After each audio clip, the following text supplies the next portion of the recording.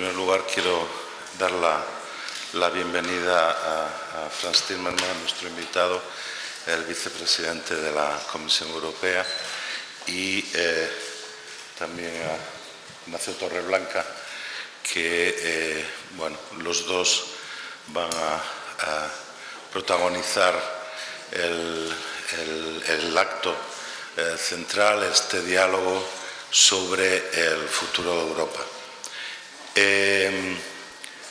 Para la facultad es desde luego un privilegio y agradecemos mucho a la delegación española de la Comisión que se haya acordado de nosotros para organizar este acto, y que fundamentalmente es responsabilidad de ellos, aunque desde el diario El País también colaboran en la difusión del acto, y tenemos a su director de opinión con nosotros. Hace un mes más o menos teníamos otro foro, en este caso con el Diario Público, que era sobre el futuro del socialismo. Me resulta curioso esta sucesión de preguntas por el futuro. Supongo que tendrá que ver porque vivimos en un tiempo de incertidumbres.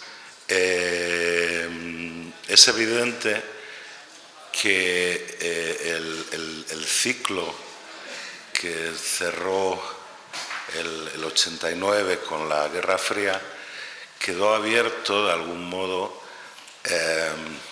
con numerosas interrogantes que se agudizaron con la crisis económica del 2008, que de algún modo incidió sobre todas las unidades estatales, todas las unidades supranacionales, como es el caso de la Unión Europea, y también planteó retos a las viejas ideologías, a los viejos sistemas de partido. Digo viejos no porque necesariamente estén caducos, sino porque son los que más tiempo llevan adelante. Entonces, yo creo que al día siguiente de que la primera ministra británica haya presentado la carta por la cual se solicita la salida del Reino Unido, que en contra de lo que decía la prensa ayer, no es la primera vez que se sale. No se salió un socio completo, pero Groenlandia en su momento se salió de la comunidad a la cual estaba vinculada a través de Dinamarca. Entonces, digamos que primero yo creo que tampoco es una tragedia, ha ocurrido en más casos y no le ha pasado nada a la Unión Europea, pero evidentemente sí abre más interrogantes, si cabe, sobre el futuro. La nueva presidencia de los Estados Unidos, yo creo que va lamentablemente a aumentar las tensiones con el resto del mundo, pero también con Europa. Entonces, yo creo que es ciertamente un momento de empezar a reflexionar en serio, pero reflexionar para comenzar a tomar decisiones. Y yo creo que esta va a ser un acto adecuado para comenzar a hacerlo. Le voy a dar la palabra ahora al profesor Aldecoa, que es como la mayor parte de ustedes saben, uno de nuestros mejores expertos en temas europeos, y que va a hacer una presentación de los estudios europeos y los europeístas en la facultad, y también nos dirigirá unas palabras. Muchas gracias, decano. Para mí es una enorme satisfacción poder estar aquí en este acto presentando al comisario vicepresidente de la Comisión, Frans Timmermans, y con mis compañeros, con Nacho Torreblanca y bajo la dirección del decano. cuando ha dicho que soy uno de los más conocidos, también soy, desgraciadamente, el más viejo. Me estaba acordando que yo vine a esta facultad hace 50 años, 49, en el año 68. Estábamos en el otro edificio.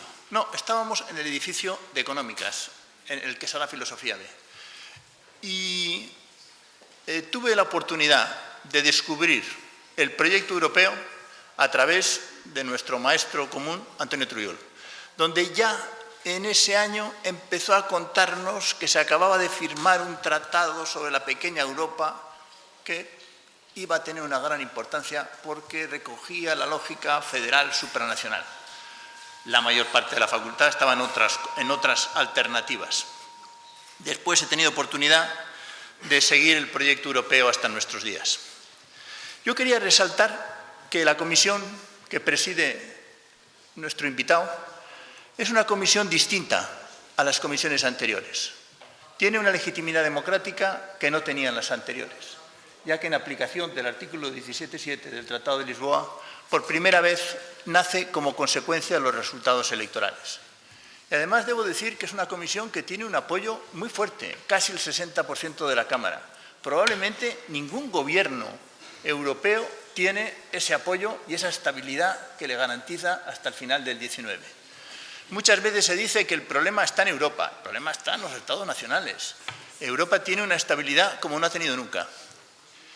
Y ha estado condicionada esta legislatura, que empezó con un programa muy ambicioso, un nuevo comienzo, por el Brexit, que indudablemente ha condicionado mucho. E incluso se ha hablado, hemos tenido miedo de hablar de los aspectos positivos, incluso por indicación de las propias instituciones, por no estorbar los resultados del referéndum. Se ha producido el referéndum. Para mí es una oportunidad el que se vaya al Reino Unido, de la medida en que ha sido un obstáculo en la construcción europea en los 44 años que lleva hasta la fecha. Y ahora la Comisión ha tenido el acierto de plantear unos escenarios, el libro blanco sobre el futuro de Europa con 5 escenarios. Se suele criticar a que no se pronuncian, tendremos oportunidad de oírle. Pero yo, desde luego, leyendo el libro, viendo que empieza por el manifiesto de Ventotene, el manifiesto federalista, a mí no tiene duda, no aparece la palabra federalista, pero bueno, a Spinelli le llevamos a la facultad en el año 85. Aquí hay algunos federalistas. Rezuma por todos los lados cuál es la concepción implícita. No quiero terminar estas palabras diciendo que la facultad, el departamento nuestro de Relaciones Internacionales, ha estado muy vinculado, decía antes Nacho, que es la cuna del europeísmo español. Los 3 presidentes del Parlamento Europeo, no sé si está José María Gil Robles por aquí, me han dicho que estaba, yo no lo veo, Enrique Barón, Josep Borrell, son parte de esta facultad. Varios comisarios, Marcelino Oreja fue profesor de Derecho Diplomático aquí, Solbes hizo la tesis aquí, fue profesor aquí, e incluso conoció a su mujer aquí. Y podíamos contar muchísimos más. De los actuales embajadores hay 6, me estoy acordando de Josep Kolb, pero 6 que son alumnos de esta facultad, y muchísimos más. Yo terminaría simplemente agradeciendo a la comisión, agradeciendo a Arantzazu Beristain, a Teresa Frontán, que hayan elegido esta casa, que creo que es adecuada para este personaje, que por cierto, está aquí Miguel, que ha sido compañero de él en Nancy, y que es decir, que estamos metidos en la pomada europea, por todos los sitios. Pero nos gustaría seguir estando más. Me recordaba la directora de nuestro departamento que una buena cosa para... va para ti, Arantzazu. Sería continuar con que pudiéramos tener más prácticas en la comisión con nuestros alumnos. Sería el gran deseo. Muchísimas gracias. Okay.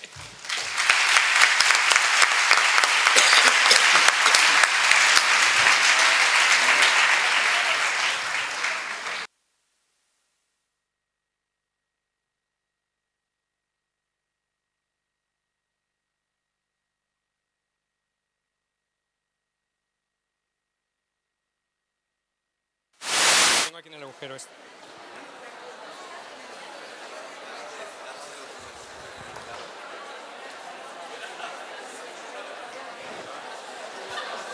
that.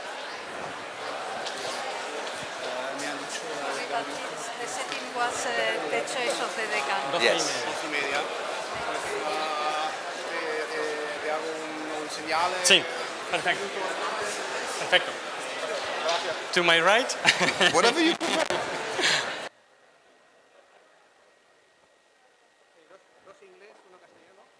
Vale. ¿Vale? Y tienes que decir a la gente cuando pregunte que se levanten, ¿vale? Para que Vale. lo podamos realizar correctamente. De acuerdo.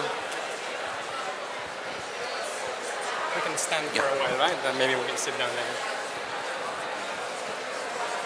Bueno, pues si os parece, vamos a empezar. Bueno, es un placer tener aquí al vicepresidente primero de la Comisión, Frans Timmermans, que es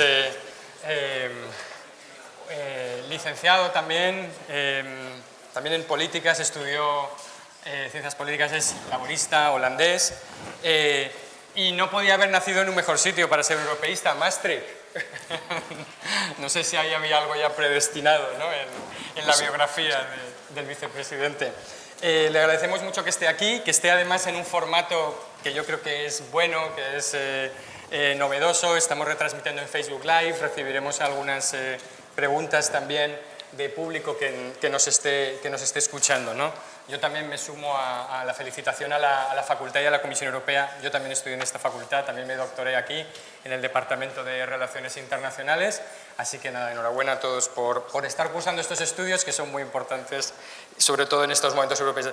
Podemos empezar, el vicepresidente entiende todo en español, porque domina varios idiomas y además comprende perfectamente todo, pero se expresará en inglés. Recogeremos algunas preguntas vuestras, por favor, os podéis poner de pie para formularlas, podéis formular en castellano, ¿no?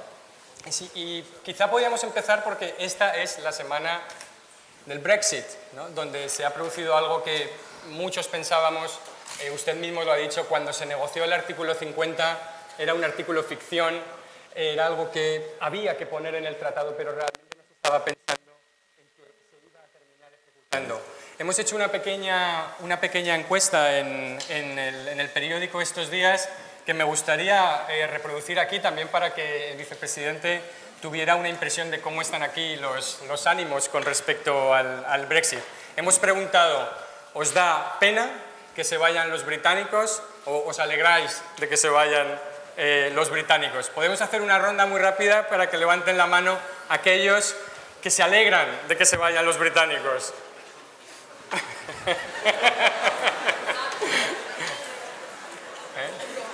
Y todos aquellos a los que les da pena que se vayan los británicos. Los demás estáis fríos.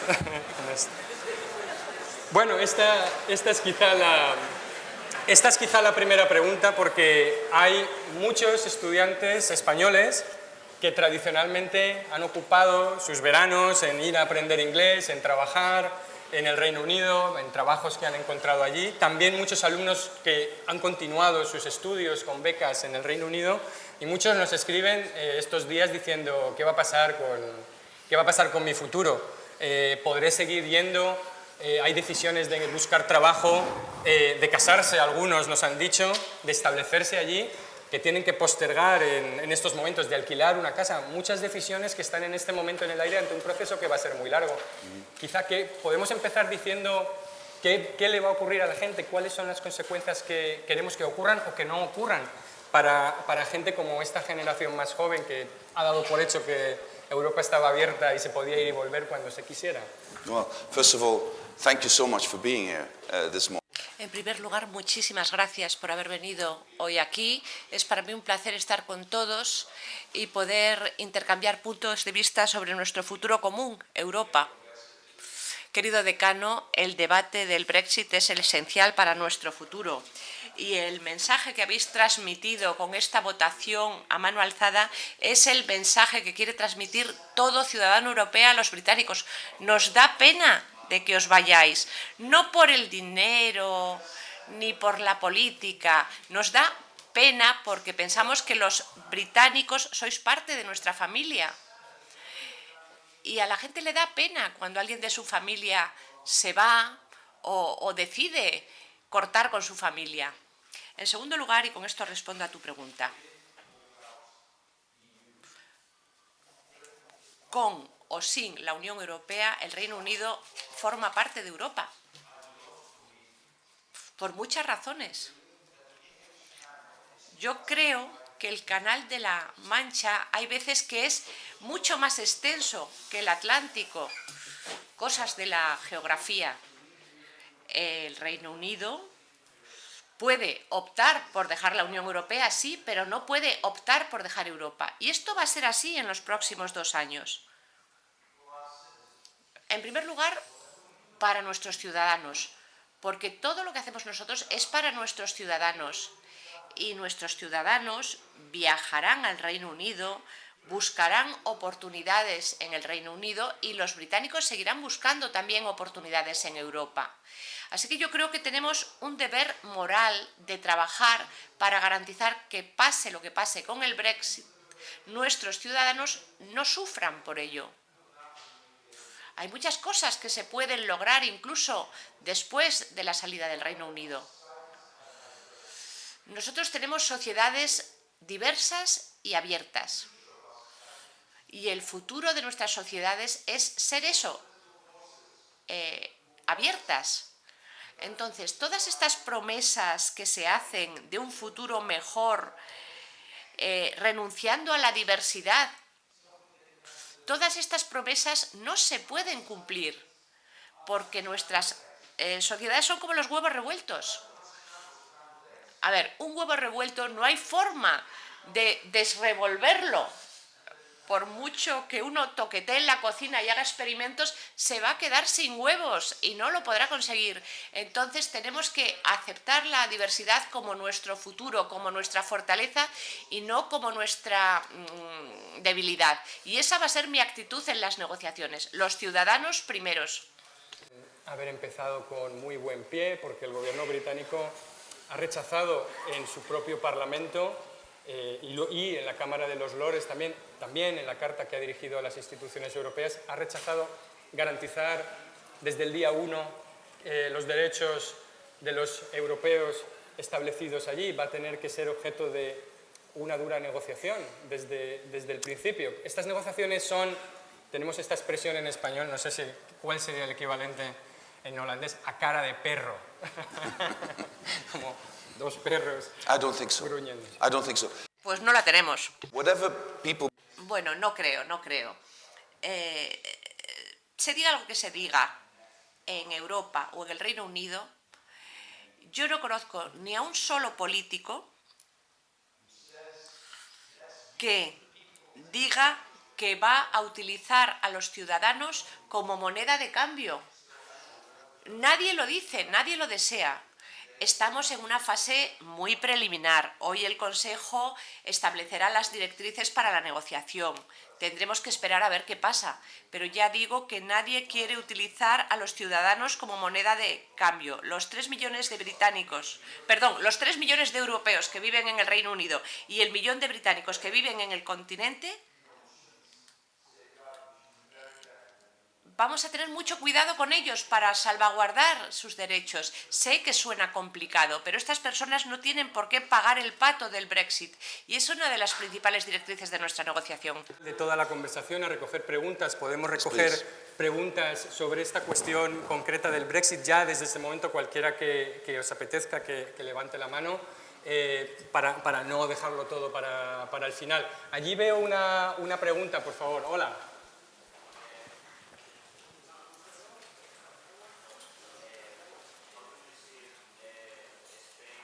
Position in Europe now.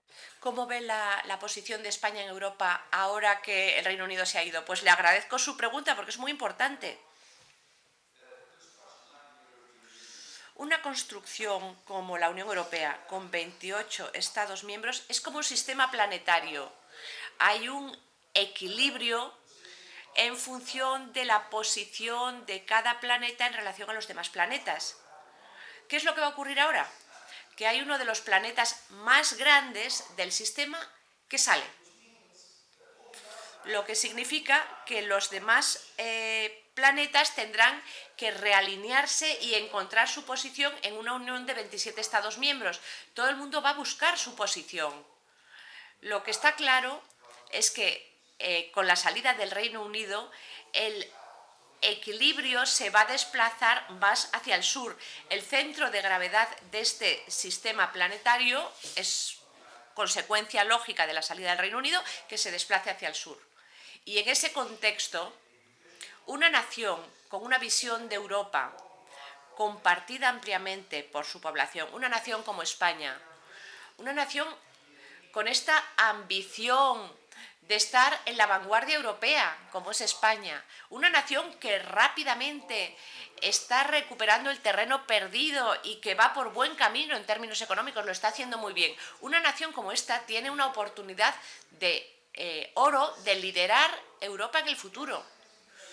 A mí el Brexit me da mucha pena, no me malinterpreten, pero para una nación con España que tenga ambición de liderar Europa en el futuro, se abren grandísimas posibilidades. Y yo esto es lo que le voy a decir al presidente Rajoy cuando lo vea. Le diré que no subestimen estas posibilidades para España de liderar en la próxima generación en Europa. Sobre Brexit, hemos visto un debate estos días entre, quizá exagerando un poco, en los que tienen una aproximación, podemos llamar un poco más punitiva, dura. Debemos ser muy duros con el Reino Unido, sobre todo porque no queremos que nadie adopte este ejemplo, frente a quienes adoptan una posición de seamos firmes, pero no necesariamente severos, que paguen los platos o la comida, pero no hagamos algo que sea interpretado como un castigo o que sea duro. ¿Cuál es la posición y cómo que tiene que liderar la Comisión, tiene que liderar esta negociación? ¿Cuál es la aproximación que está haciendo a esta negociación? Porque quiere hacerlo prácticamente en dos fases, ¿no? Primero hablamos de la desconexión y luego hablamos de la conexión, de la reconexión o del acuerdo, pero el gobierno británico no quiere hacer o no parece partidario de esto. ¿Cuál es la filosofía que quiere llevar la Comisión y cómo piensa salvar esta diferencia entre la desconexión y la reconexión? Well, let's have a look at what happened since the 23rd. Bueno, desde el 23 de junio del año pasado, ¿qué es lo que ha ocurrido? Ha habido muchos países diciendo, ¡ay, estupenda idea! Pues vamos a seguir el ejemplo de los británicos. Bueno, Francia. Bueno, lo que diga Francia... En fin, podríamos entrar en ello, pero casi mejor dejarlo porque entraríamos en lo cómico. Perdón, fue Trump el que lo dijo. Trump y no Francia. Todas las naciones, las 27, lo que están diciendo es nosotros no vamos a hacerlo.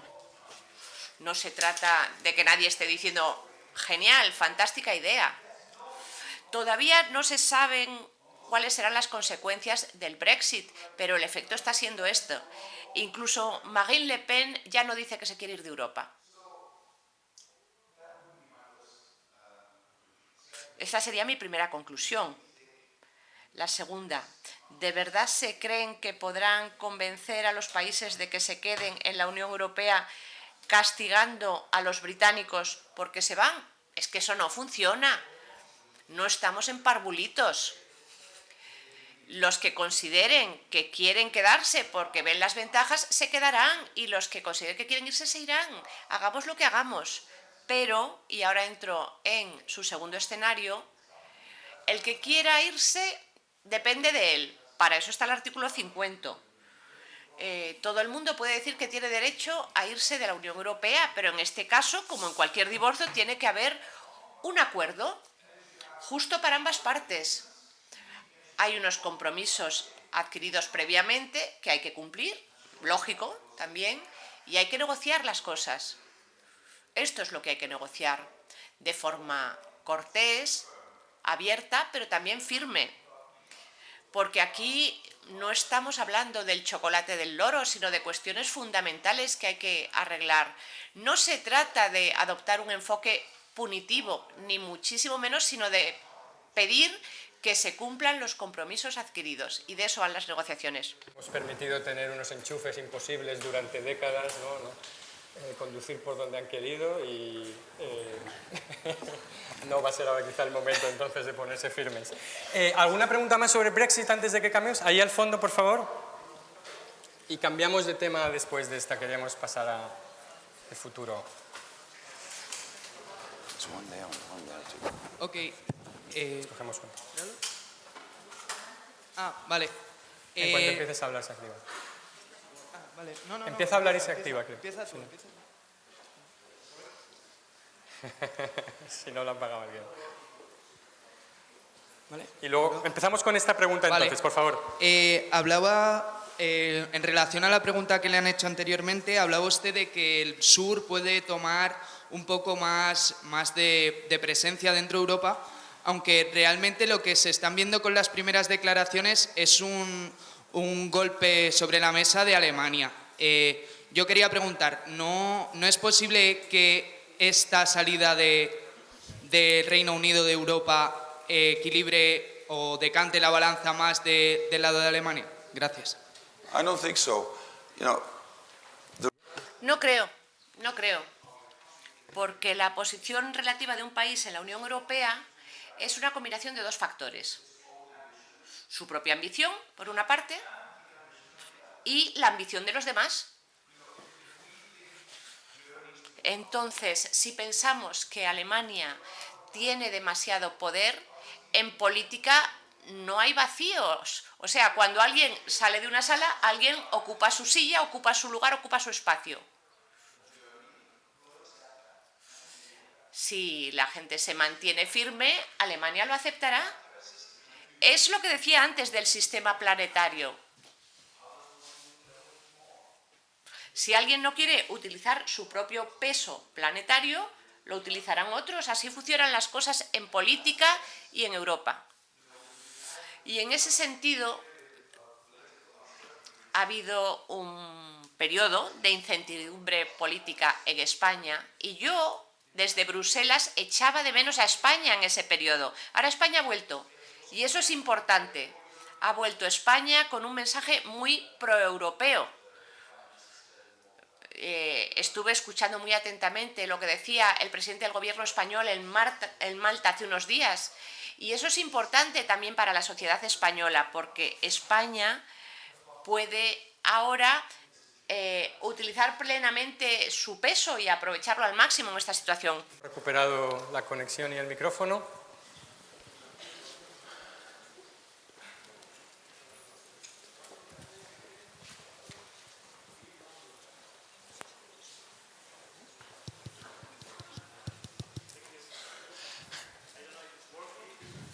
No, probably. Yeah. Thank you very much. I would like to know what is your personal opinion and Me gustaría conocer su opinión personal y la posición de la Comisión Europea sobre el referéndum de Escocia. Dos posiciones, la mía personal y la de la Comisión. Dos por el mismo precio. Pues no hay diferencia ninguna. Es una cuestión interna del Reino Unido. No es algo que nosotros vayamos a comentar. Esto se va a resolver en el seno del Reino Unido. Nosotros ahora estamos con el Reino Unido es un Estado miembro, tenemos una relación con un Estado miembro que ha dicho que se quiere ir de la Unión Europea y vamos a negociar basándonos en el artículo 50. Pero lo que ocurra en el Reino Unido a nivel interno es cosa de ellos. Sí creo que en el Reino Unido hay algo donde el peso europeo es importantísimo, a saber, su relación con la República de Irlanda. Uno de los logros históricos más importantes de los últimos 30 años han sido los acuerdos del Viernes Santo en Irlanda, que acabaron con una de las peores historias de terrorismo en Europa. Y creo que tenemos la obligación moral y política de que ese milagro, los acuerdos del Viernes Santo, sigan ahí y sobrevivan al Brexit. Ahí creo que todos los europeos estamos muy interesados en que las relaciones entre el Reino Unido y la República de Irlanda, las relaciones con Irlanda del Norte, sigan bien y que no haya ningún riesgo por la salida del Reino Unido. ¿Puede llevarle el micrófono también aquí y para que la hagan seguidas los dos y así cambiamos? Presentación y quería hacer una pregunta referido a los ciudadanos europeos. Al principio usted mencionaba que los ciudadanos europeos no iban a ser moneda de cambio en las negociaciones, pero tengo una inquietud referente a los derechos que los ciudadanos europeos tienen en la propia en Inglaterra. Realmente, ¿cómo va a ser el procedimiento? Que si los derechos se van a seguir respetando, van a tener derecho a su jubilación, los aportes a la seguridad social, las contrataciones, y también hoy la presidenta de Inglaterra estaba hablando de que en materia de seguridad sería un objeto de negociación. ¿Cuál sería, qué posicionamiento puede tener la Unión Europea en este campo específicamente? Gracias. Vamos a recoger esa palabra y allí, perdón, levante la mano, por favor. Sí, póngase de pie, si no, no le pueden recoger las cámaras. Hola. So the question is, like in all saying... Pregunto. Los pueblos que ignoran su historia están condenados a repetirla. Y la ideología federal usted la ha defendido, así como los profesores. Entonces, ¿qué debería hacerse para evitar que se repita el pasado? ¿Qué se puede hacer en materia de educación en nuestros países para educar en una ciudadanía más europea y menos nacional? By the way, Bueno, aprovecho para decir que yo soy feminista convencido, así que me gustaría que hubiera preguntas de las señoras aquí presentes. Y pregunto, o mejor dicho, respondo. Es una pregunta muy pertinente. ¿Esto qué significa exactamente para los derechos de los ciudadanos? Tenemos que tener mucho cuidado en los próximos meses, en los próximos años. Yo ya dije en mi introducción que no queremos convertir a los ciudadanos en rehenes, ni por parte británica ni por parte europea. Pero también tenemos que ser concretos y firmes en cuanto a los derechos que tienen las personas. A mí hay algo que me parece muy interesante en el debate que se está celebrando en el Reino Unido esta semana. Theresa May, David Davis, todos dicen que está en juego la cuestión de la migración, el nivel de migración que se ha alcanzado. Yo estuve escuchando a Sadiq Khan y decía que en el futuro necesitan a estas personas que están trabajando en Londres y que viven allí y que las van a seguir necesitando. Entonces, esto no casa con lo que decían durante la campaña del Brexit, cuando hablaban de la inmigración al Reino Unido.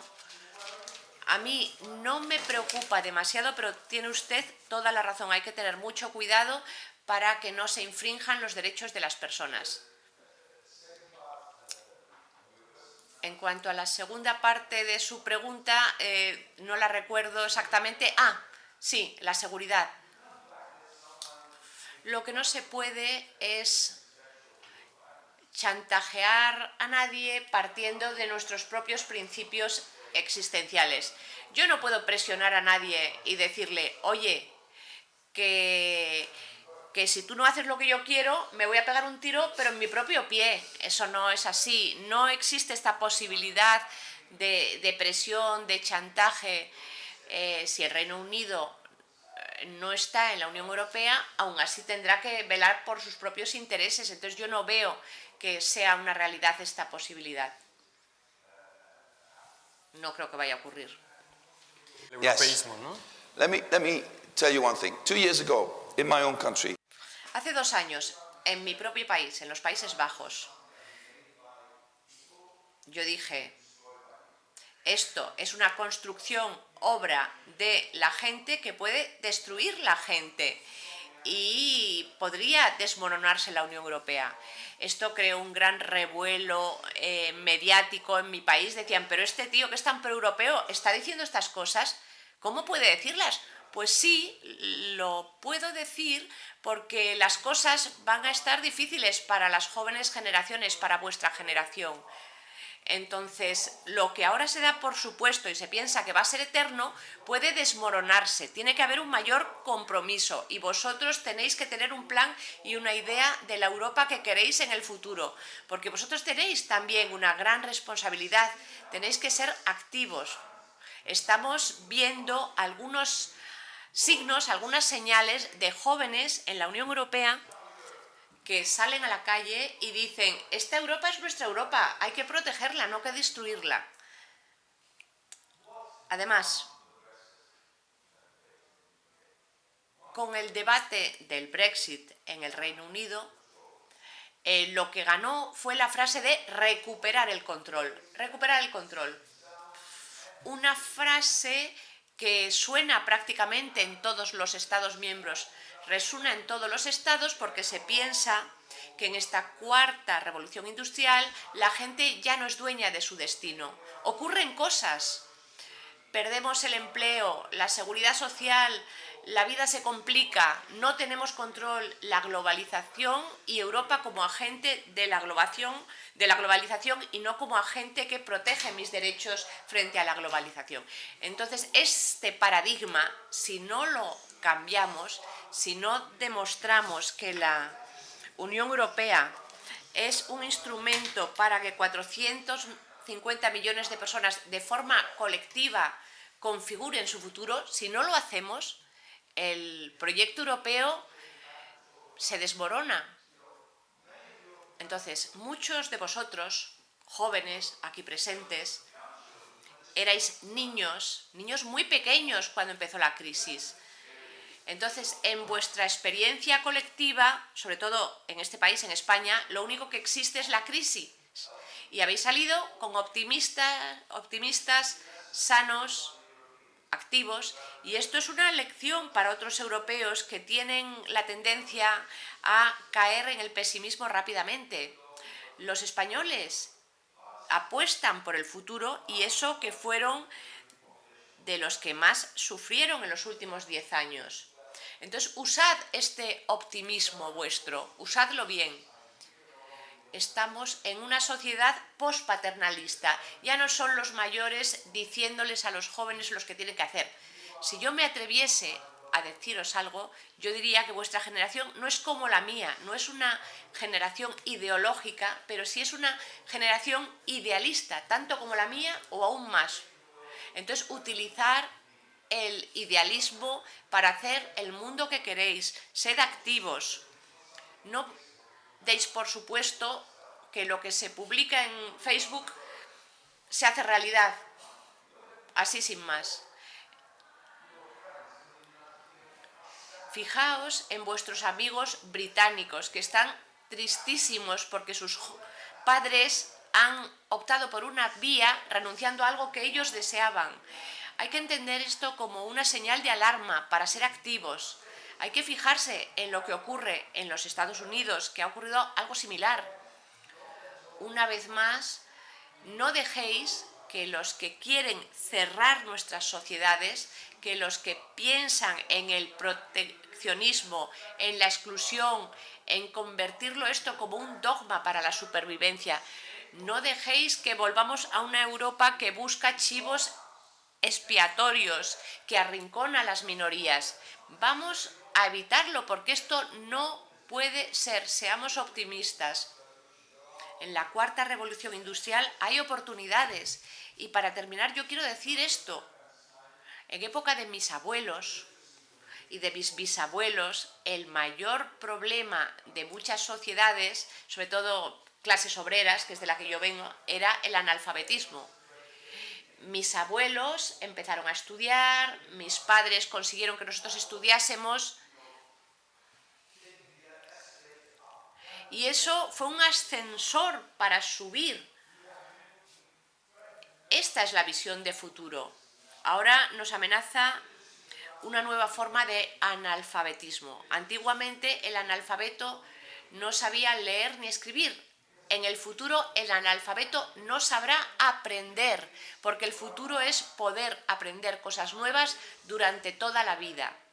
Y nuestra educación tiene que estar dispuesta a enseñar a la gente a que aprenda, a que se mantenga la capacidad de aprendizaje hasta el momento de la jubilación e incluso más allá de la jubilación. La creatividad, la adaptación son las palabras mágicas en esta cuarta revolución industrial.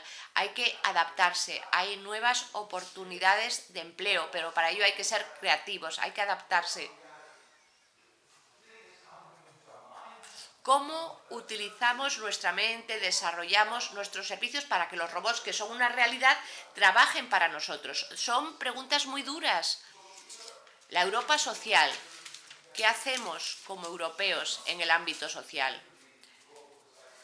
Teniendo en cuenta la robotización de la economía, ¿no deberíamos quizás debatir una renta universal básica, una renta básica universal? Yo creo que lo deberíamos hacer. Algunos piensan que es demasiado radical, pero piénsenselo. Si la productividad laboral no aporta lo que aportaba, ¿qué es lo que lo va a aportar? Esto es lo que tenemos que pensar. Más en esta facultad dirá nunca que la Comisión Europea es un órgano tecnocrático, burocrático, aburrido, alejado de las preocupaciones de la gente, ¿no? Tenemos una comisión activista y llena de ideas y de propuestas. Había dos preguntas aquí. Sí, primero esta, por favor. I have two short questions. And Tayani. Dos preguntas muy breves.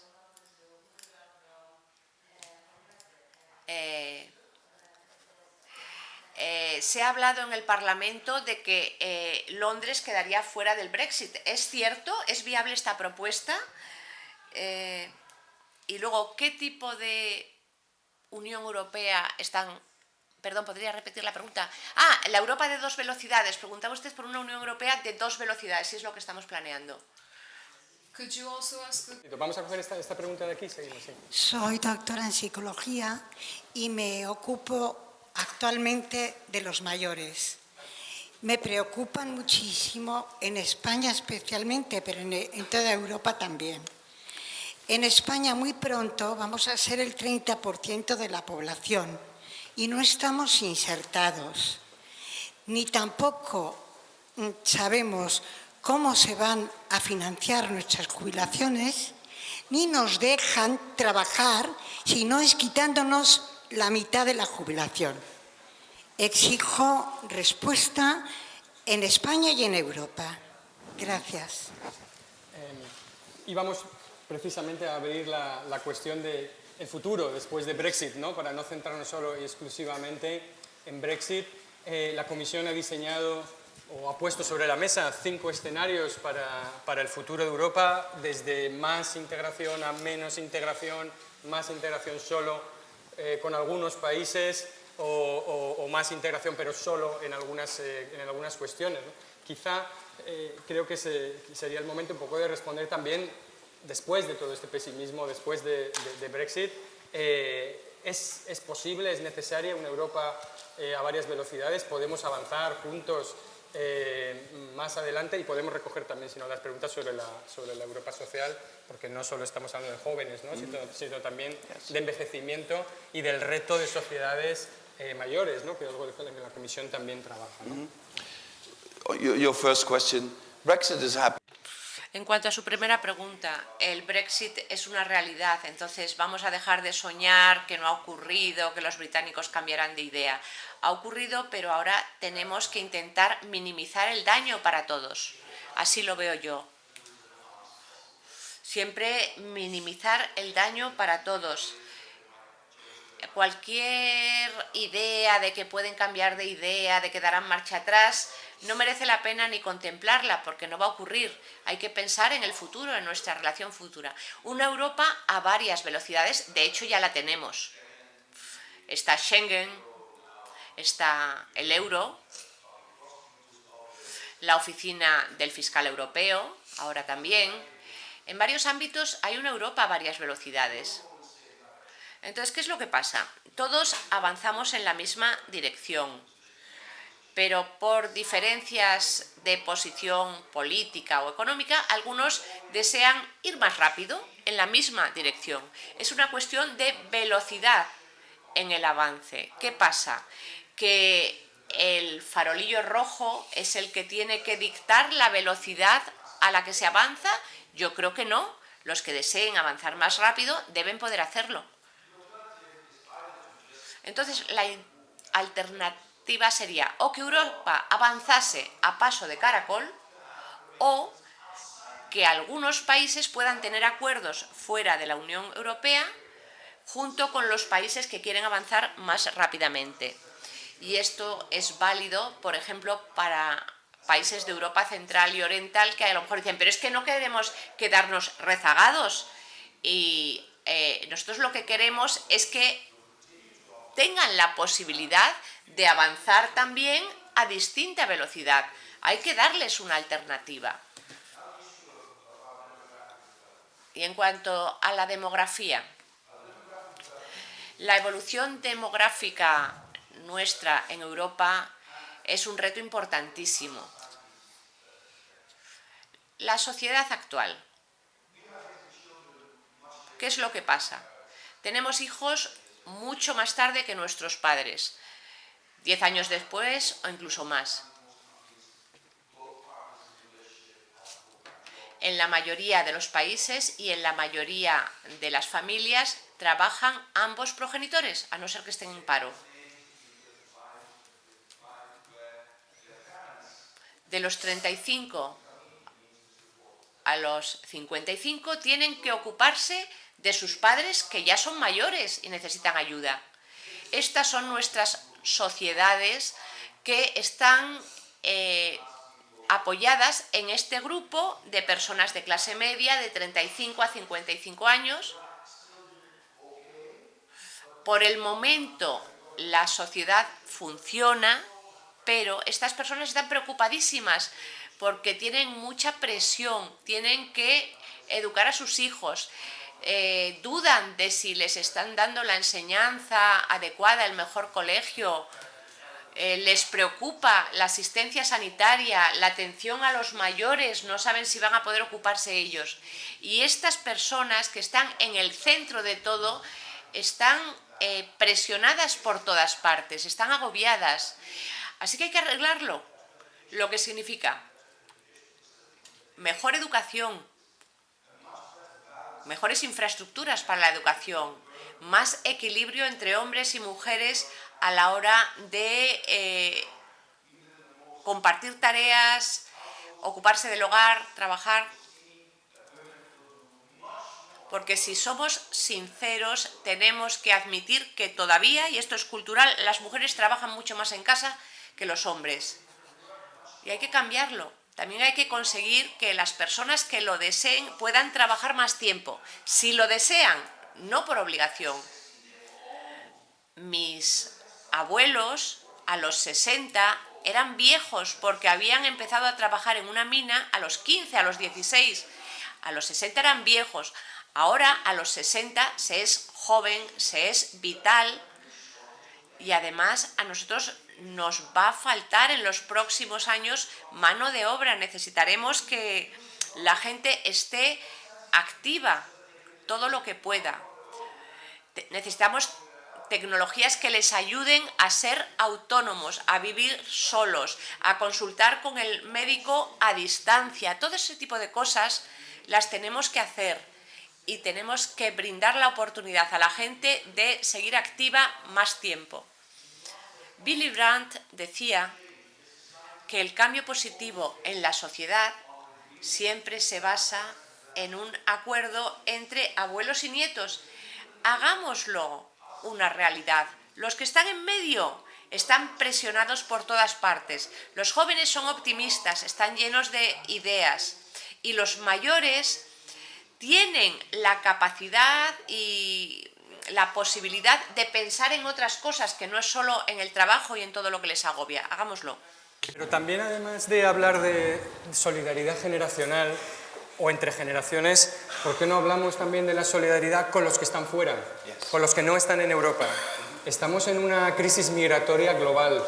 Europa discute mucho sobre sí misma y sus propios problemas, pero hay millones de personas que aspiran a un futuro parecido al europeo y no lo encuentran en sus países y mueren ahogados intentando llegar aquí o son bloqueados en terceros países. No tenemos una capacidad de intervenir sobre el mundo a nuestro alrededor como para evitar estos conflictos. No tenemos una política exterior lo suficientemente capaz de evitar, de atajar las causas de la migración, de los conflictos, pero tampoco parece que estemos a la altura a la hora de acoger a la gente que huye de otros países y que huye de la devastación. La Comisión ha sido muy dura esta semana con los Estados miembros porque después de las celebraciones de los domingos hemos vuelto a la realidad de los lunes, donde los Estados no cumplen sus compromisos y a pesar de que hay una sociedad europea que quiere acoger y que se manifiesta, como ha ocurrido en este país, en las calles, en favor de la acogida, y sin embargo las instituciones o los Estados no están funcionando y no están dando una respuesta de acuerdo con los valores europeos, ¿no? Well, you know, I've said this in the Council. Pues esto lo he dicho muchísimas veces en el Consejo de Ministros. Llegan a Bruselas, los ministros llegan a un acuerdo, se vuelven a sus países y no hacen nada. Y por eso se alimenta el euroescepticismo, porque llegan a Bruselas, aceptan un número de refugiados porque había una carga excesiva para Grecia y para Italia, para 2 Estados miembros, y luego no se cumple. Esto está minando nuestra responsabilidad colectiva para un futuro común. Pero es que, aparte de esto, mucho cuidado, porque ¿qué es lo que va a ocurrir con la población europea a partir de 2015? ¿Qué es lo que está ocurriendo? Llegan personas que buscan un refugio porque están perseguidas y, paradójicamente, solo lo podemos garantizar con respaldo popular si paralelamente imponemos que no se puede recibir a todos los que vienen a Europa en busca de un futuro común. Esta distinción entre refugiados e inmigrantes es esencial si queremos seguir siendo una tierra de refugio para los refugiados. Para los inmigrantes habrá que buscar otras soluciones. 300.000 personas prácticamente que llegaron de Libia a Italia, personas sin derecho a protección internacional o estatuto de refugiado. Yo entiendo que hay una voluntad, un deseo que es humano de mejorar, no lo puedo discutir, pero no lo podemos conceder.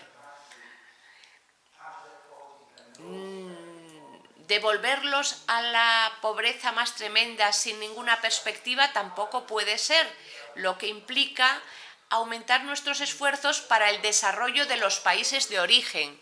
Necesitamos relaciones a largo plazo con los países de origen. Ayudarles a desarrollarse, a que creen ellos más oportunidades de comercio, a responder a los problemas de seguridad, a solucionar sus conflictos internos o sus conflictos con países vecinos. Y esto lo tenemos que hacer muchísimo más. Ya sé que suena muy bien dárselas de humanitario en términos idealistas e intelectuales, pero la mayoría de los europeos no lo ven así. Sigue habiendo una solidaridad de los europeos para aceptar a los refugiados, pero no se apoya a abrir las puertas para que todo el que lo desea pueda venir a Europa. Entonces, si no tenemos unas respuestas sólidas a estos problemas, la presión va a ser aún más fuerte en muchos Estados miembros, porque si se presiona demasiado, habrá gente que quiera que ni siquiera vengan los refugiados a Europa, que no venga nadie, y esto hay que evitar que que ocurra, que la sociedad no se lance por esos derroteros. ¿Cómo cree que se está tomando los británicos el acuerdo de British? ¿El acuerdo de? El acuerdo, el acuerdo de Brexit. ¿Cómo los británicos están reaccionando? Okay.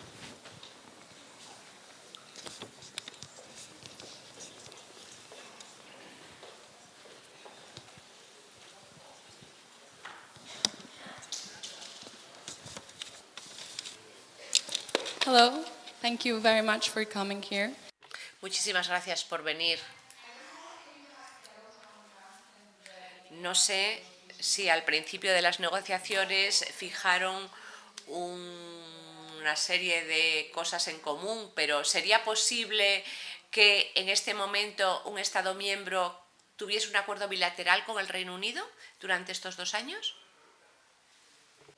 De acuerdo. Hola, buenos días. La pregunta era que cómo se van a desarrollar de ahora en adelante las relaciones entre la Unión Europea y Turquía.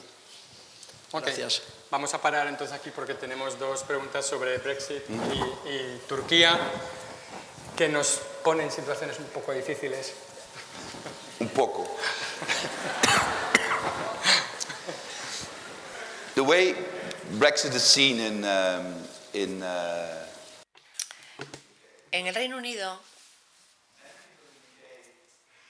hay muchas personas que dijeron, vale, votamos, estamos fuera y las cosas van bien. Hay gente que cree que ya ha ocurrido, pero yo creo que muchos se extrañarán conforme avancen las negociaciones y vean lo que vaya ocurriendo. Algunos empezarán a decir que nunca nos dijeron que necesitaríamos un pasaporte para viajar o un pasaporte para el gato, para llevarlo a Francia. Empezarán a decir que no sabían que iba a haber colas en Dover para atravesar la frontera. Entonces, esto se irá viendo en los próximos años, creo yo. Además, existe otro fenómeno que me gustaría comentar un poco más detenidamente. En la visión populista de la democracia, el ganador gana todo y el que ha ganado unas elecciones es el representante de la voluntad del pueblo. 52% a favor del Brexit y 48% a favor de quedarse. Pero ese 48% desaparece el 24 de junio a ojos de estas personas con esta visión. Y ahora solo hay una posición. Un poco igual que con los Estados Unidos. El pueblo está con Trump. Pero Clinton tuvo 3 millones de votos más en voto popular.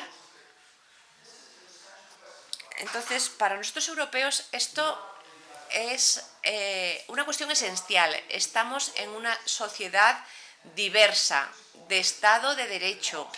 Los griegos ya sabían que la democracia no es la tiranía de la mayoría, sino el respeto a los derechos de la minoría. Desde la Grecia clásica, la minoría de hoy puede ser la mayoría de mañana. Y si la minoría de hoy se considera oprimida por la mayoría, una vez que se convierta en mayoría y llega al poder, querrá oprimir también. Esta visión así de la democracia es una amenaza directa a la propia democracia. Y esto hay que decírselo a los populistas. Yo te doy el poder a ti, pueblo, por primera vez. Y el pueblo les vota. Pero es que me has votado. Y esto significa que lo que yo pienso es lo que piensa el pueblo. Y el que no esté de acuerdo conmigo es un enemigo del pueblo. Es que esto está ocurriendo, lo estamos viendo. Y no es así como se puede apoyar una democracia en una sociedad diversa. Europa, con todas las diferencias en el seno de los Estados miembros, entre Estados miembros, es esencial el respeto a las minorías. Bueno, me he emocionado un poco y ya no sé si me he perdido. Íbamos y vamos por la posibilidad de que haya acuerdos individuales o bilaterales de Estados miembros con los británicos. Bueno, los británicos no me parece mal que lo intenten. En una negociación hay que intentarlo todo. Pero los 27 tienen una firme voluntad de permanecer juntos. Michel Barnier, el comisario y otros tienen muy claro que representan intereses divergentes de 27 Estados miembros. Y para salir de todo esto con el menor daño posible, los 27 tienen que estar unidos y llegar a un acuerdo que responda a los intereses de los 27, no a distintos acuerdos aislados. Turquía es mi tema favorito.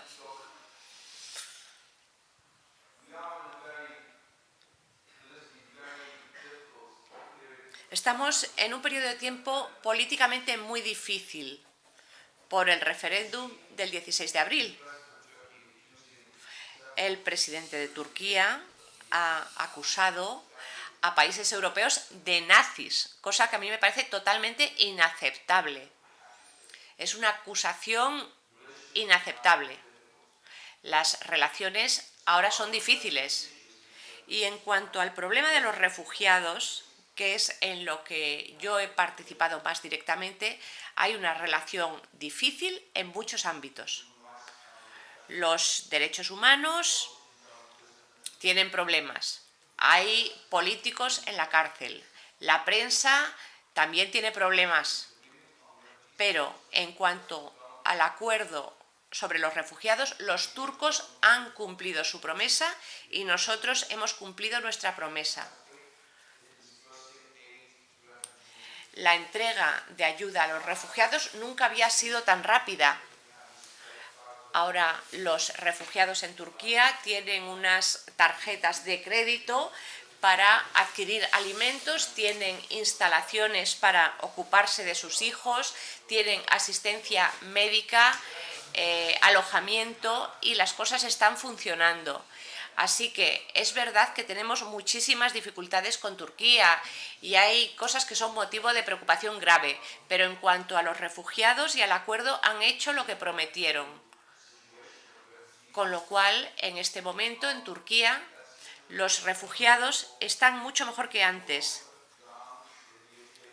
Ya no se ahogan tantos en las aguas del mar Egeo, ya son muchos menos, pero después del referéndum del 16 de abril tendremos que reconsiderarlo todo y veremos qué es lo que pasa. Si alguno aprovecha la oportunidad para reclamar una cosa u otra, ya veremos después del 16 de abril.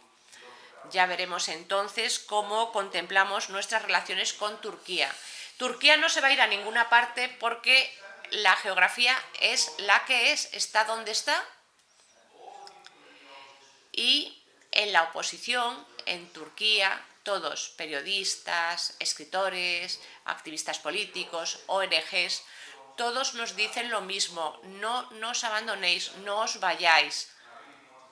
Y yo quiero escucharles cuando pienso en nuestra futura relación con Turquía. Voy a coger algunas preguntas también por aquí.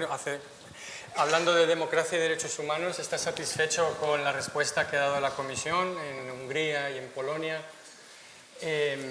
ante las dudas sobre cumplimiento, Estado de Derecho? Tenemos un primer ministro de un Estado miembro que habla de la democracia iliberal. ¿Tenemos un problema de derechos y libertades también dentro de la Unión Europea? Of course, there is not one member state where there is not a challenge. Bueno, no existe ningún Estado miembro que no tenga algún problema en términos de Estado de Derecho. Tenemos que ser críticos con respecto a nuestros países y con respecto a lo que ocurre en todas partes. En este caso concreto, Hungría y Polonia quieren formar parte de la Unión Europea, quieren formar parte de nuestro futuro común, quieren estar en el mercado interno, quieren fondos estructurales, creen firmemente en todo esto. Y yo creo que el deber de todos los Estados miembros, de todos los demás, y no solo de la Comisión, es hablar con ellos y decírselo. Si tanto queréis todo esto, esto va de la mano del Estado de Derecho. El mercado interno. la moneda común. No son más que instrumentos, no son objetivos. Los fondos estructurales son herramientas, no son objetivos. Los valores consagrados en el artículo 2 del tratado son el objetivo, y ahí está como parte esencial el Estado de Derecho, la separación de poderes, la independencia del poder judicial, la libertad para los medios de comunicación. Todo esto son partes esenciales de lo que es Europa, y ha llegado el momento de que todo el mundo asuma su responsabilidad para hablar con los demás Estados miembros en relación al Estado de Derecho en Europa.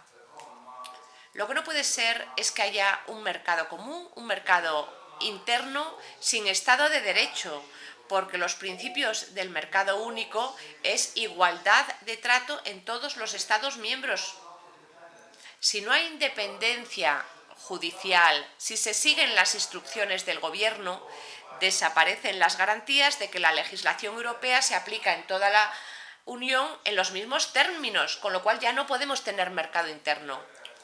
Todo está estrechamente imbricado y no deberíamos permitirlo. ¿Una pregunta? Sí. Buenas. Yo como apátrida y refugiado que soy, quisiera preguntarte 3 preguntas. La primera, si cree que Europa puede pensar en el futuro cuando en la actualidad no ha sabido, digamos, abordar un problema como este, el problema de los refugiados, cuando en otros países de menor nivel como Líbano hasta hoy en día tiene 1,5 millones de refugiados y Europa no ha sabido repartirse 200.000 o 300.000 refugiados. Y la segunda, ¿qué papel puede, digamos, tener la crisis de refugiados en el espacio Schengen? Y la tercera, ¿cómo se puede conceder una ayuda de 6.000 millones a un país, para mí, a mi juicio, no es nada democrático como es Turquía, cuando diariamente se violan los derechos humanos y se intenta, digamos, apagar la crisis de los refugiados, cuando muchos de ellos salen de Turquía? Entonces, claro, esas 3 preguntas. Muchas gracias. The second question I didn't understand. The 6 billion for Turkey. That was the third. Okay. Sí, estaba preguntando por la tercera pregunta, los 6.000 millones para Turquía. Común de fronteras o unas fronteras integradas. Paquete, refugiados, asilo. We are working on the common border controls. Sí, estamos trabajando en el control común de fronteras.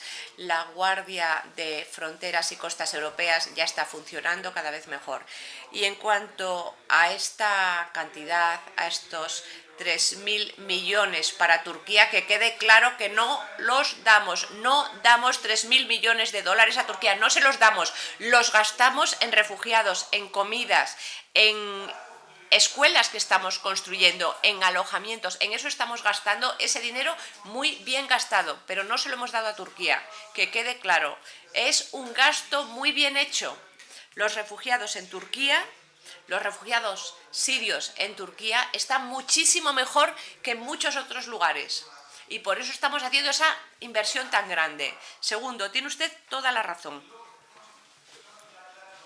Un país como Líbano, 25% de la población refugiados. Jordania, lo mismo, increíble.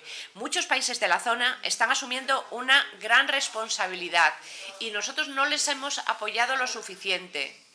Y es relativamente fácil porque se trata de dinero y deberíamos hacer más para apoyar a Jordania, a Líbano y a otros países que acogen a estos refugiados. Por cierto, para los refugiados, si les podemos ayudar, es mucho mejor estar cerca de Siria si tienen medios de vida, porque cuanto más se alejen de Siria, menos posibilidades también de retornar cuando llegue la paz. Cuanto más cerca estén de Siria, más posibilidades tendrán de volver. En un entorno cultural totalmente distinto hay que adaptarse. En Suecia, en Alemania, en los Países Bajos, el refugiado que llega ahí tiene que intentar adaptarse. Si pasan 5 años y se ha adaptado, no quiere volver a su país, pero si está cerca sí va a querer volver. Entonces, los sirios son los que tienen que levantar Siria.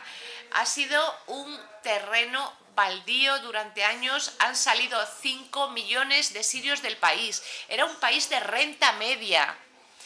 Era un país donde la gente vivía con su vida, con sus actividades que les han hurtado.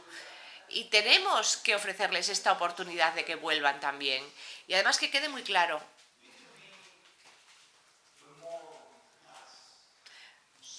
podemos dárnoslas de faro espiritual y decir que venga todo el mundo a Europa, pero con esa actitud vamos a perder a nuestros ciudadanos, porque los europeos no aceptarían esa actitud, aunque nos gustase tenerla.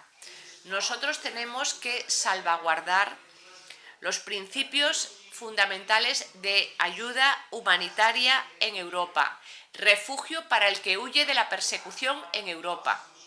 Pero para hacerlo tenemos que buscar soluciones distintas para los inmigrantes. ¿Qué está ocurriendo en los Estados miembros? ¿Creen ustedes que Alemania puede aceptar otra oleada como la de 2015 sin consecuencias políticas? No. Hay que encontrar soluciones sostenibles. Hay países donde es necesaria la solidaridad y me he perdido otra vez la última pregunta. Creo que lo ha contestado ya. ¿Aquí? Vale, y luego él. Gracias. Okay, so I am back to Brexit, but it's about... Volviendo al Brexit y al futuro de la Unión Europea. Hay cierto escepticismo en relación a lo que decía usted sobre el efecto que ha tenido el Brexit en la Unión Europea. Yo soy italiana, he estado en Países Bajos y en Países Bajos Wilders es el tercer partido, no, el segundo en popularidad.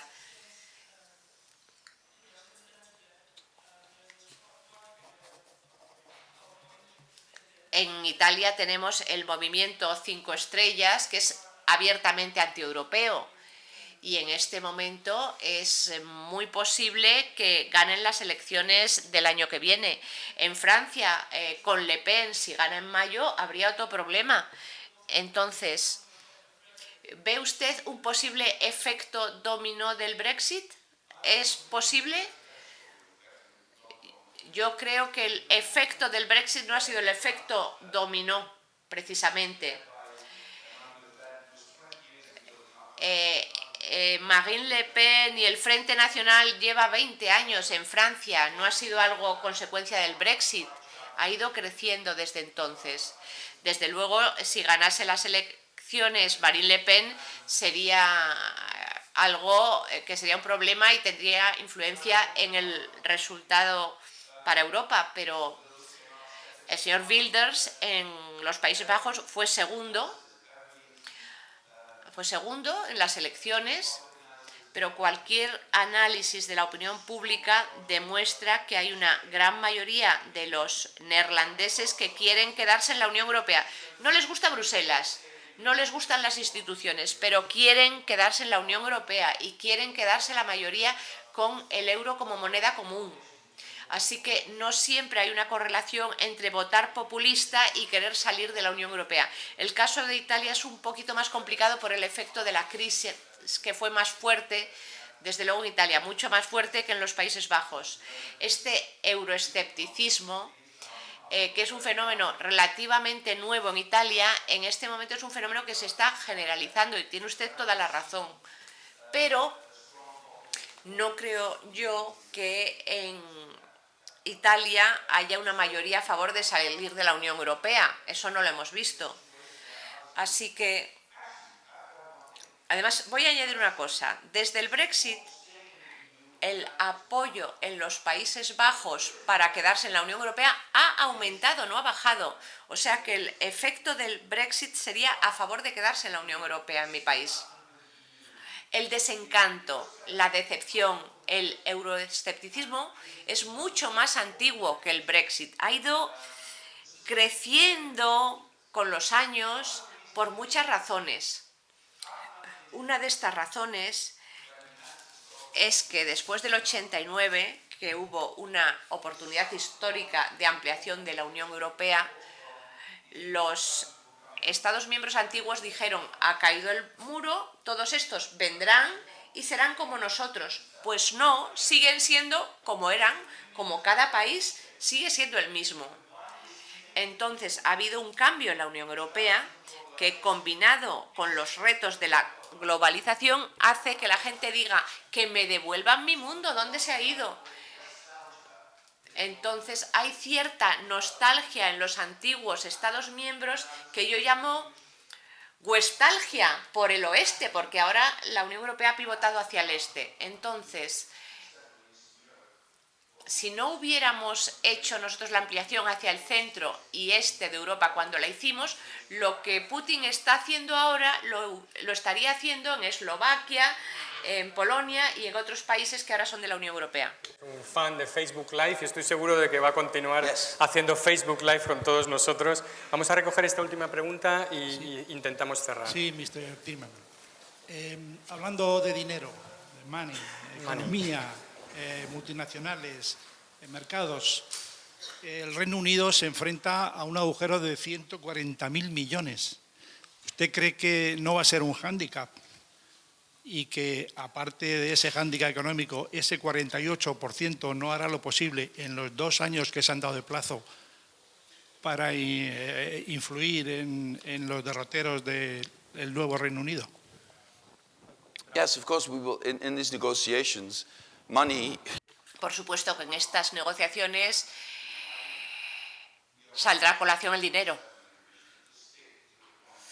Nosotros, los 27 y la Comisión, entendemos que, al igual que en un divorcio, cuando se han contraído unos compromisos, hay que cumplirlos. Hay derechos, sí, pero también hay obligaciones en la Unión Europea. Esto de entrada. En cuanto a segunda parte de la intervención, sí, vamos a ver. Yo conozco un poquito a los británicos. Yo fui a colegios británicos y los conozco un poquito. Entonces, si alguien les dice que se equivocaron, que lo han hecho mal, no le van a escuchar. Lo único que funcionaría es la realidad, la cruda realidad. Entonces, yo tengo también cierta experiencia en elecciones. Cuando se vota en unas elecciones, ¿qué es lo que ha pasado en Estados Unidos? Votaron, pero si luego no consiguen lo que querían con esa votación, siempre puede haber alguien que diga me equivoqué votando, pero no le gusta reconocerlo. Entonces vamos a ver qué pasa con las negociaciones, vamos a ver qué pasa cuando vaya viéndose la realidad. No va a ser en breve, pero vamos a explicárselo, digamos, al Reino Unido y veamos si ellos van descubriéndolo. Esto sí es importante. Yo soy político, intentamos mejorar las cosas, intentamos convencer y algunos lo quieren pintar tan bonito, algunos políticos que incluso mienten, pero si les pillan, se acabó. Entonces, cuidado, la mentira está penada. Si se miente, les pillan. Si siguen mintiendo, les siguen pillando. Si usan datos alternativos, les pillan aún más. Estamos en el nuevo mundo. Así que los que no crean en el nuevo mundo, cuidado. Lo importante es que no se pongan los hechos y las cifras al mismo nivel. En Estados Unidos, por ejemplo, ¿qué está ocurriendo con el periodismo? Pues se argumentan hechos frente a ficciones, pero los hechos son hechos. El mundo es redondo, no es plano. Esto no es una opinión, es un hecho, es una realidad. ¿O hay alguien todavía que se crea que el mundo es plano? Y esto es esencial para comunicar en política. Y es la única posibilidad que tenemos de responder de forma coherente al populismo. El presidente tiene una agenda también que cumplir aquí. La próxima vez yo creo que debe venir, pero pasar la tarde entera y acabar ahí fuera como todo el mundo. Okay. Iba a hacer una última pregunta, pero yo creo que la ha respondido y es, usted es un socialdemócrata, como tantos socialdemócratas, pasando por momentos difíciles en una Europa en austeridad, recortes y a veces con poca esperanza sobre reconstruir el estado del bienestar. Pero creo que tiene un discurso muy vibrante. De todas maneras, le dejo la pregunta. ¿Son los socialdemócratas una especie en extinción? You know, nothing is forever. Pues nada dura para siempre,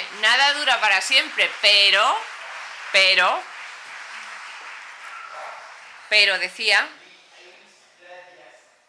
todavía no hemos llegado a ese punto. Y además os voy a decir algo.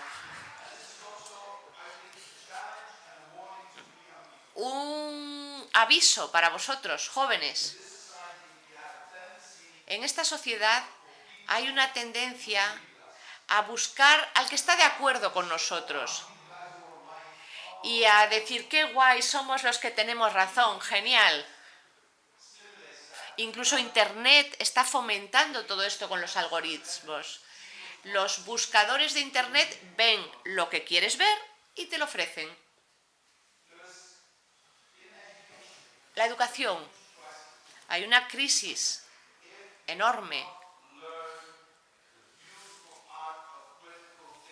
Si no aprendemos el hermoso arte del pensamiento crítico, si no admitimos que a veces nos equivocamos, si no ponemos las cosas en tela de juicio, si no comprobamos lo que es cierto, si no nos reunimos con los que no están de acuerdo con nosotros en nada, si no es así, no podemos construir una sociedad sin compromisos y sin pactos con las personas con las que no estamos de acuerdo.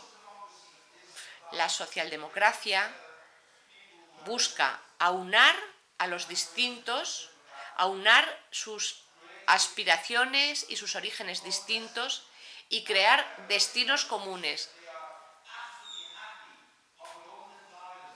Si hay alguien que cree que están encantados en Europa, en su burbujita, en su islita, entonces Europa no existiría, porque serían sociedades valladas, separadas, aisladas, grupúsculos por aquí y por allá. Habría una solidaridad de grupo y no una solidaridad de sociedad, y ese es el problema. Cuando no se quieren tender puentes, nuestra sociedad necesita puentes. Vosotros, chicos, no sois ideológicos, no os atrae mi ideología, pero sí tenéis el idealismo. Así que, por favor, construid puentes. No os digo que seáis socialdemócratas, haced lo que os dé la gana, pero por favor tended puentes. Es una sociedad que necesita puentes, porque sin puentes estamos aislados en islas. Muchas gracias, suerte con los estudios.